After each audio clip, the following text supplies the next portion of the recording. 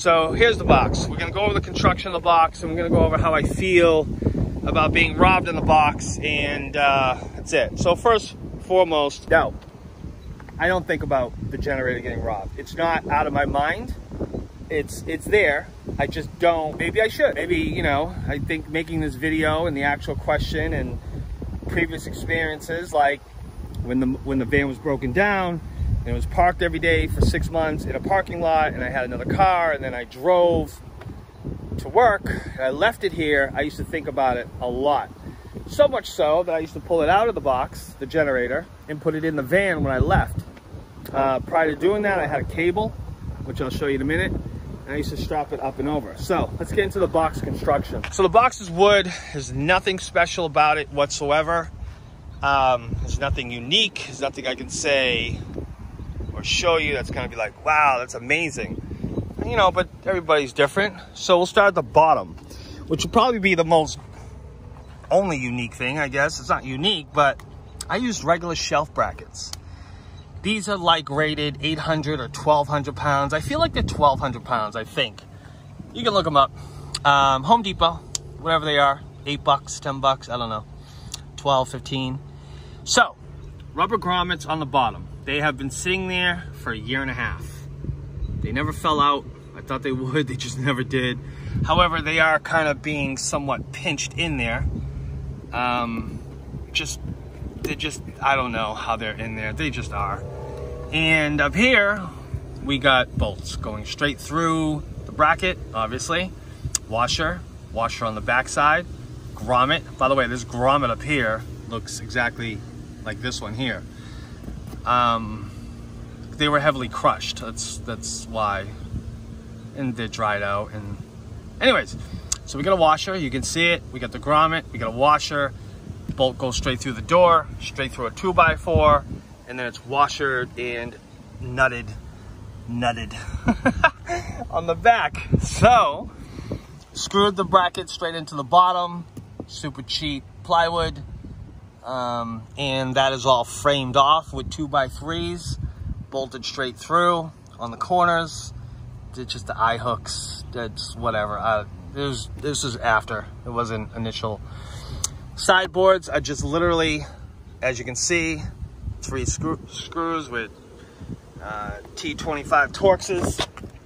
I just so happen to have them. Wasn't particular for that screw. Both sides are put on the same way. I put in these 2x3s in the corner, acting like a stabilizer, like a pillar, basically. Gives me something to screw the sides onto, as I did. Right? One on the bottom, one on the top. Surprised there's not one in the middle, and 10 more, because that's how I operate. But then we got these L brackets down here. I mean, I kind of went overboard a little bit on the whole stability thing. We also got some silicone, which is all dried up, and it's all packed up here. And the idea of the silicone was water, keeping water out of the interfaces, the crevices. Again, all the way up, each side, the corners. It's still nice and rubbery. This board here is also bolted to the door. Like there's one there, there's a couple more behind the tank. We got these 1/4-inch eye hooks that go straight through this board, obviously. Nuts, washers. There's a 2x4, again, going straight across the inside of the door. Inside the door, straight across, horizontally. Goes through the 2x4, through. Washers, nuts. So the top part's not coming off. The bottom's definitely not coming off. Originally, I had a 60-pound Ryobi generator, which you saw. You actually saw me take it out in the last video.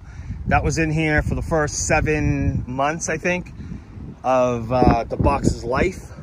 And this, you know what? I don't know if I've ever checked this box to be level. Anyways, afterthought, random. So that's it. You can see my hinges. They're bolted straight through, all the way through. These are not coming out because they went in. Oh, the lock is also straight through, bolted in nut with this little plate that I just so happen to find and lined up perfectly. These nuts are all cross-threaded, and these are bent because, yeah, why not? So those are gonna have to get grinded off in order to get them off. Probably. Again, washers, You're not tearing this off, is the point. You're not tearing the lid off. Probably. I mean, I'm sure I could rip that out if I was to grab it this way and pull it this way towards me. Yeah, I'm sure, but it's not going to be easy. And the only weak point would be the screws in the wood in the back. The bottom, also. Nuts, bolts, straight through on the hinges. Hinges are screwed straight into the 2x3. That's pretty much it for the overall construction of the unit. Like I said, I don't think about it getting robbed. When the van was sitting here, not here, but in a parking lot, residential, very busy, very crowded, people coming and going all the time. Some of the type of people you don't want to come and go all the time. You just want them to go and never come back. Yes, my generator in that box, when I used to leave and go to work, was a problem. I used to think about it all the time. So initially, I got that cable and I just screwed it. Well, I looped it here. I had 2 clamps right there. Looped it on here, up over the handle of the generator. It went up over the handle, like basically went like this. I use this guy to keep my generator from hopping around, doing somersaults while I drive. One-handed, I've never done that. So, sits just like that pretty much without the plastic underneath it. Obviously it's plugged in, and that's how it sits when I drive.